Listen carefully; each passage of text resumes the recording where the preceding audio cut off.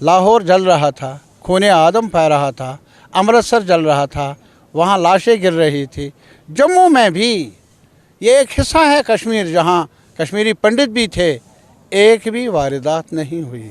अस्सलाम वालेकुम, आदाब नाजरीन, आप देख रहे हैं शुभम चैनल। मैं आपका मेज़बान इद्रीस फलाही। इस वक्त हरी सिंह पार्क जम्मू में हूं और हमारे साथ इस वक्त मोहम्मद यूसुफ तारगामी साहब हैं। तारगामी साहब, आपका बहुत बहुत इस्तकबाल करता हूं। Thank you very much. आपसे ये जानने की कोशिश करूंगा, जिस तरीके से आज यहाँ पे सारी आप जितनी भी पार्टीज़ हैं जम्मू कश्मीर की वो यहाँ पे मौजूद रहीं, तो अगला जो है इंडिया अलायंस का भी जम्मू कश्मीर का दौरा है, तो क्या लगता है आपको, जिस तरह से आप पहले ही कह रहे हैं कि बीजेपी जो है पहले ही इस मामले से डरी है, तो इंडिया अलायंस का फिर लाने का क्या मकसद है? नहीं, इंडिया अलायंस का मकसद यहाँ आने का, जम्मू कश्मीर हिस्सा है अभी पूरे मुल्क का, तो लाजमी तौर पर वो जो ब्लॉक है वो जम्मू कश्मीर का भी है, यहाँ के नेता भी है, यहाँ की पार्टियाँ भी उसमें शामिल हैं। और लाजमी तौर पर जब बड़ा मुद्दा हमारे आवाम के सामने है, जम्मू कश्मीर के सामने, क्या अभी 5 असम्बलियों के इंतखाबात का ऐलान किया इलेक्शन कमीशन ऑफ इंडिया ने, लेकिन जब पूछा गया कि जम्मू कश्मीर में 5 साल से असम्बली नहीं, तो उन्होंने कहा मौजून वक्त पर होगा। ये मौजून वक्त हम किस नजूमी से पूछें? कौन हमें बताएगा कि कौन सा माहौल साजगार है इलेक्शन करवाने के लिए? और सरकार का मानना ये है, पार्लियामेंट में बार बार कहा होम मिनिस्टर ने, एलजी साहब बार बार दोहराते हैं कि अमन व अमान है, जश्न मनाया जा रहा है, नॉर्मल सी है।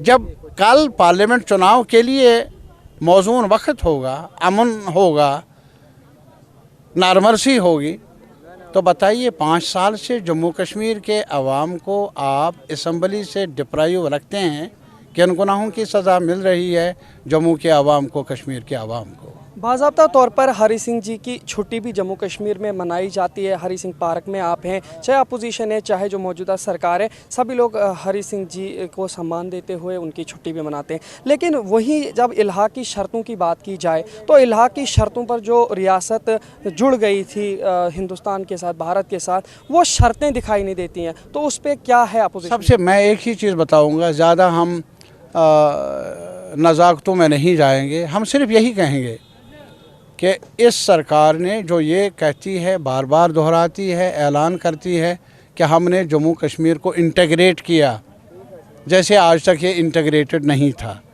हिस्सा बना दिया।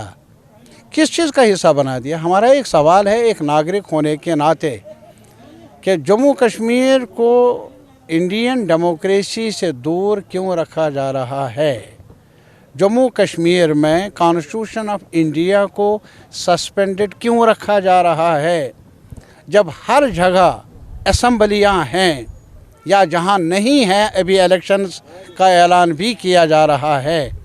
जम्मू कश्मीर में पिछले 5 साल से एक ही खिता है मुल्क का जहाँ असम्बली नहीं है, और जहाँ जो आज तक जो हमारी तारीख रही है कॉन्स्टिट्यूशनल ऑर्डर की, क्या एक यूनियन टेरिटरी जहाँ हो, वो मुतालबा करते हैं कि हमें स्टेट का दर्जा मिलना चाहिए, लेकिन यहाँ उल्टी गंगा बही।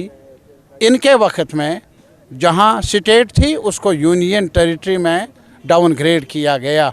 आज तक हिंदुस्तान की पार्लियामानी हिस्ट्री में ऐसी कोई मिसाल मिलती नहीं। तीसरा सवाल और आखिरी सवाल आपसे पूछूंगा, जिस तरह से आपने जिक्र किया कि ये कह रहे हैं कि इंटीग्रेटेड किया, लेकिन अगर हम पिछले बार का भी माने कि इंटीग्रेटेड है, भारतीय जनता पार्टी का ये मानना है कि यहाँ पे अगर इंटीग्रेटेड था भी, लेकिन यहाँ पे तब भी पाकिस्तान का झंडा लहराया जाता था, पत्थरबाजी होती थी, मिलिटेंसी उरूज पर थी, उस चीज़ को कंट्रोल। मैं एक चीज़ बताऊँगा, क्या बीजेपी के जो लोग हैं उनको हिस्ट्री पढ़नी चाहिए।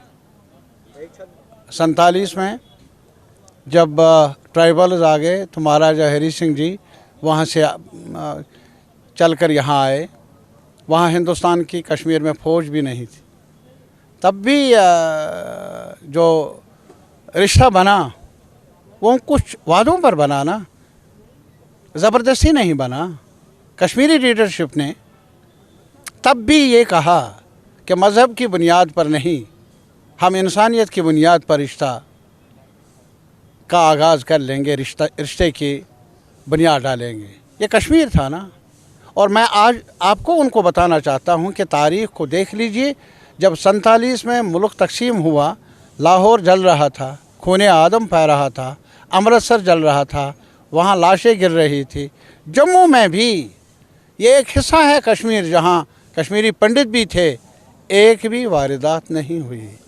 हमें वो कश्मीर वापस दो ना। बहुत बहुत शुक्रिया। तारिक अमीन साहब हमारे साथ थे और इन्होंने ख़ास तौर से हमारे साथ बातचीत की है। बातचीत के दौरान इनसे कई सवालात दागे गए। सवालात के जवाबात देखते हुए इन्होंने किस तरीके से हमारे साथ वार्तालाप की है, आप भी तबसरे में बता सकते हैं कि तारिक अमीन साहब ने जिस तरीके से बातचीत की है, क्या ये भारतीय जनता पार्टी के लिए कोई ठोस दलाइल हैं? अगर हैं तो किस तरह से, और अगर नहीं हैं तो क्यों नहीं है? आप भी अपने तबसरे और राय में बता सकते हैं। देखते रहिए शुभम चैनल। अपने मेज़बान इदरीस फलाई को दीजिए इजाज़त, मज़ीद पेशकश करेंगे। तब तक के लिए अल्लाह हाफिज़।